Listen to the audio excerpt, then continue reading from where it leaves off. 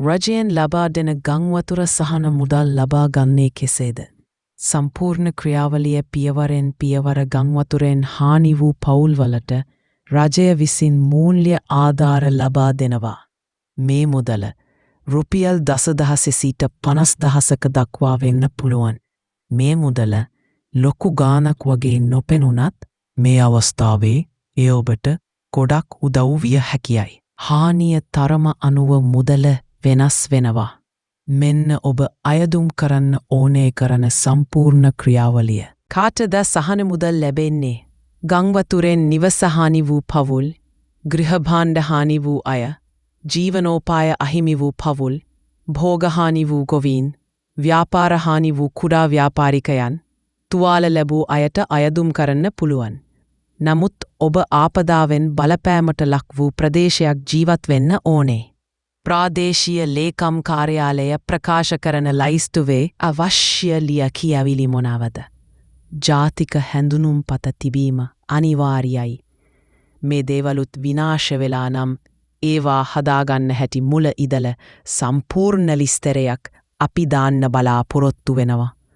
ගෙදර හානි වෙලා තියෙන අයුරු ඡායාරූප අනිවාර්යයෙන් ගන්න. ගෘහ භාණ්ඩවලට හානි වෙලා තියෙනවා නම් ඒවාගේත් ඡායාරූප ගන්න. භෝග හානි වෙලා තියෙනවා නම් ඒවාගේත් ගන්න. බැංකු ගිණුම් විස්තර අනිවාර්යයි. බැංකු ගිණුම් ප්‍රකාශයක් ගන්න. ගොවීන්ට ගොවිජන සේවා දෙපාර්තමේන්තුවේ සහතිකයක් අවශ්‍ය වෙන්න පුළුවන්. ව්‍යාපාරික බලපත්‍රය හෝ වෙළඳ බලපත්‍රය ව්‍යාපාරිකවලට අවශ්‍යයි. අයදුම් කරන්නේ කොහෙන්ද?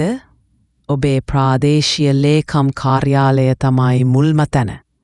එතන ගිහින් ආපදා සහන අංශයෙන් විමසන්න. ගොඩක් තැන්වල ඔවුන් ගම්මානවලටම ගිහින් ලියාපදිංචි කරනවා. සමහර දිස්ත්‍රික්කවල දිස්ත්‍රික් ලේකම් කාර්යාලයේ විශේෂ කවුන්ටර් දාන්න ඉඩ තියෙනවා. ආපදා කළමනාකරන මධ්‍යස්ථානයනුත් මේ ගැන මුල ඉදලා අගට තොරතුරු ගන්න පුළුවන්. ගොඩක් වෙලාවට ජංගම සේවා කවුන්ටර ගම්වලට යනවා. අයදුම්පත් පුරවන හැටි අයදුම්පත හොඳින් කියවලා තේරුම් ගන්න. සියලු තොරතුරු නිවැරදිව පුරවන්න. වැරදි තොරතුරු දුන්නොත් අයදුම් ප්‍රතික්ෂේප වෙන්න පුළුවන්. හානිය වර්ගය හරියට සඳහන් කරන්න. නිවස හානිද, ගෘහභාණ්ඩ හානිද, හානිය වටිනා පයිනාකම තක්සේරු කරලා ලියන. ඉතා විශාල ගණන් ලියන එපා. සාධාරණ වටිනාකමක් ලියන.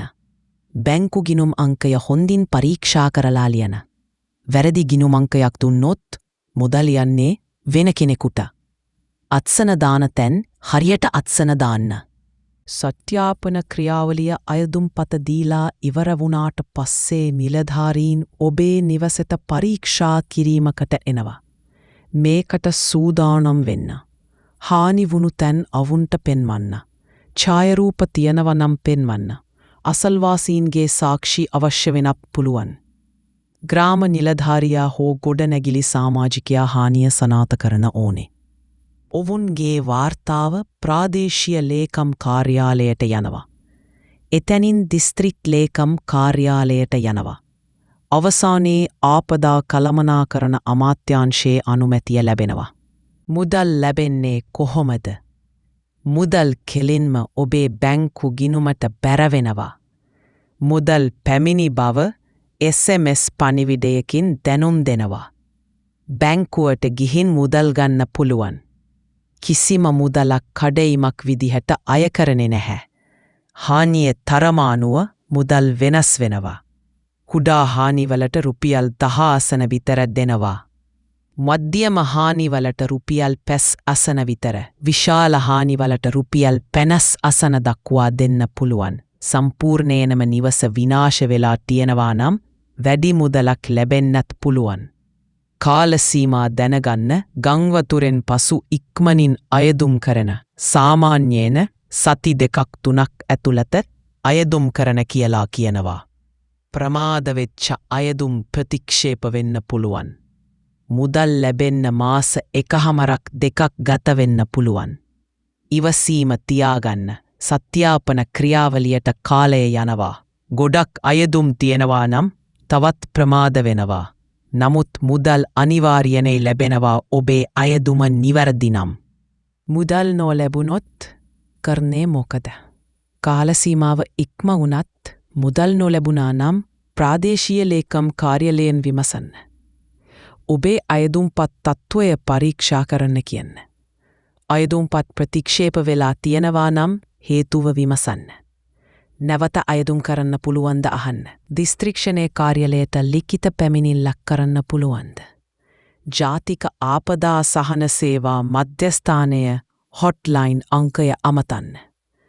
දූෂණයක් හෝ අසාධාරණයක් තියෙනවා නම් ප්‍රධාන ලේකම් කාර්යාලයට පැමිණිල්ලක් කරන්න පුළුවන්ද? වංචාවලින් ඇත්වෙන්න මුදල් ලබා ගන්න කොමිස් ඉල්ලන අය ඉන්නවා. එහෙම කාටවත් මුදල් දෙන්න එපා. රජය සහන මුදල් සඳහා කිසිම ගාස්තුවක් අය කරන්න නැහැ. අයදුම්පත නොමිලේ ලබා ගන්න පුළුවන්. සත්‍යාපනය නොමිලේ කරනවා. මුදල් කඩීමක් නැතිව බැංකු ගිණුමට එනවා. ව්‍යාජ අයදුම්පත් පුරවන්න උදව් කරන කියන අය ඉන්නවා. ඔවුන්ට ඔබේ පෞද්ගලික තොරතුරු දෙන්න එපා. ජාතික හැඳුනුම්පතවත් කාටවත් ලබා දෙන්න එපා. බැංකු ගිණුම් පොලී පොත අතහරින්න එපා. මුදල් බෙදාගන්න ගිවිසුම් වලට අත්සන් කරන්න එපා. අමතර සහන වැඩසටහන් මූලික සහන මුදලට අමතරව වෙනත් සහන වැඩසටහන් තියෙනවා. ආහාර පැකේජ් දෙනවා. වියලි සලාක දෙනවා. ගෘහ නිර්මාණ ද්‍රව්‍ය දෙනවා. අධ්‍යාපන උපකරණ දරුවන්ට දෙනවා. ඖෂධ නොමිලේ ලබා දෙනවා. මේ සියල්ල ගැන ප්‍රාදේශීය ලේකම් කාර්යාලයෙන් විමසන්න. ජාත්‍යන්තර සංවිධාන විශේෂ සහන වැඩසටහන් කරනවා. රතු කුරුස සංගමය, එක්සත් ජාතීන්ගේ ආයතන, පුණ්‍ය ආයතන උදව් කරනවා. මේවා ගැන තොරතුරු ලබා ගන්න. අවසාන උපදෙස ගංවතුර සහන මුදල් ඔබේ අයිතියක්.